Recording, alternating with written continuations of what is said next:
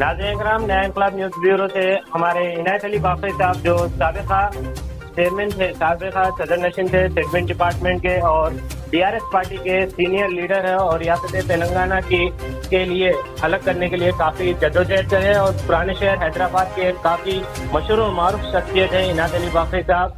अब हम उनसे सवाल करेंगे इनायत अली बाफरी साहब से, जो DRS पार्टी, पहले TRS पार्टी थी, TRS पार्टी से अब ये सेंट्रल लेवल पे पार्टी आई है BRS पार्टी, और BRS पार्टी आने के बाद इस तरीके का ED के जानिब से इस तरीके के सवालात के लिए समन भेजा गया था श्रीमती MLC कविता मैडम को, जिसके तहत इनायत अली बाफरी साहब का क्या मशवरा है हम उनसे जानना चाहेंगे और उनकी क्या राय है। इस तरीके का ED ने उनके ऊपर इक़दाम किया है, समन भेजा है और एक दिल्ली के लिंकर स्कैम केस के ताल्लुक से।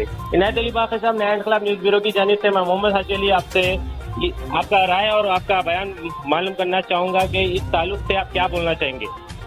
मैं पहले तो चैनल का शुक्रिया अदा करता हूं मैं, क्योंकि आप आवाम तक हकीकत लाने में आप जद्दोजहद कर रही, क्योंकि आवाम को ये जानना बहुत ज़रूरी है कि आज पूरे हिंदुस्तान में भारतीय जनता पार्टी जिस तरीके से एक राज चला रही है और ख़ास तौर पे ये पूरे हिंदुस्तान के अंदर आप ये सोच सकते हैं कि एक अनडिक्लेयर्ड इमरजेंसी चल रहा है हिंदुस्तान में पूरा। अगर कोई भी शख्स गवर्नमेंट ऑफ इंडिया या मोदी और अमित शाह के खिलाफ बोलता है तो फौरी उसे ED या IT या डिपार्टमेंटल सिस्टम में इंक्वायरी करा के उसे किसी भी तरीके पे किसी भी इल्जाम में जेल में भरना इनका काम बन गया है।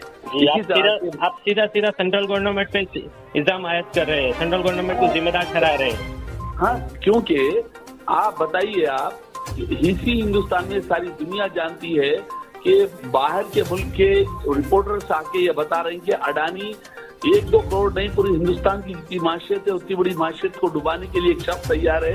उसके लिए प्राइम मिनिस्टर मुंह तक नहीं खोलते, ना ED जाती ना IT जाती। आप देख रहे किंग फिशर का ओनर जाके लंदन में बैठा हुआ है, एंजॉय कर रहा है, उसे कुछ नहीं लाया जाता है। लेकिन इसी तरह से मैं मोदी जैसी शख्सियतें बाहर जाके एंजॉय कर रही है, उन्हें किसी किस्म का प्रॉब्लम नहीं है।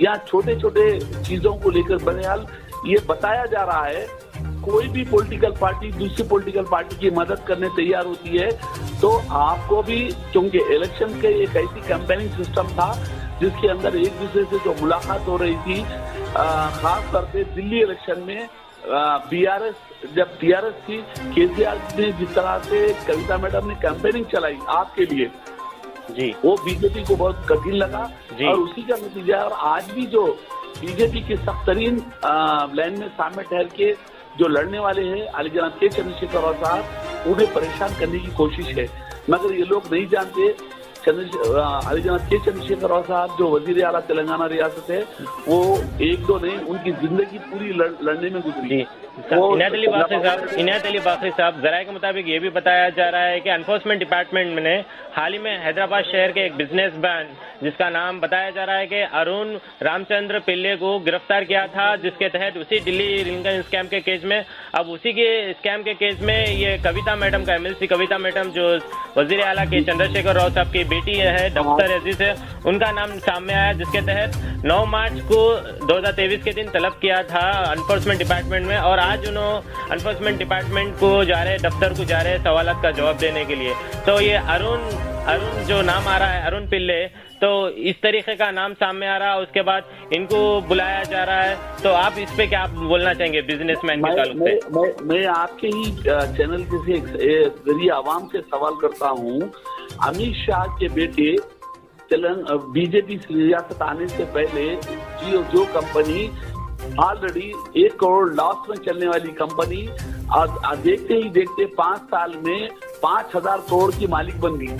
ये क्या स्कैंडल नहीं है? ये किस तरह से इतनी दौलत आ गई? इसके ऊपर कोई ED नहीं जा रही है, कोई स्कैंडल का डिक्लेयर नहीं हो रहा है, किसी किस्म की इंक्वायरी या कोई IT का या इन्फोर्समेंट की तरफ से कोई सवाल जवाब नहीं होता है। क्यों?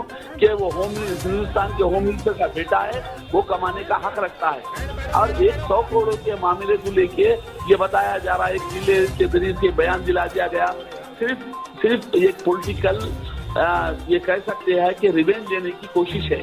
क्योंकि जी। यहाँ पर बीजेपी को तेलंगाना में कदम जमाने को जगह नहीं मिल रही है, जिसके जरिए तेलंगाना में बीजेपी अपने कदम जमाना चाहती है और कुछ नहीं है। जी ठीक है, बहुत बहुत शुक्रिया साहब आपका नया इनकलाब न्यूज़ ब्यूरो से बात करने के लिए। बहुत बहुत शुक्रिया। मैं मोहम्मद हाजी अली आपका शुक्रिया अदा कर रहा हूँ। शुक्रिया। Thank you.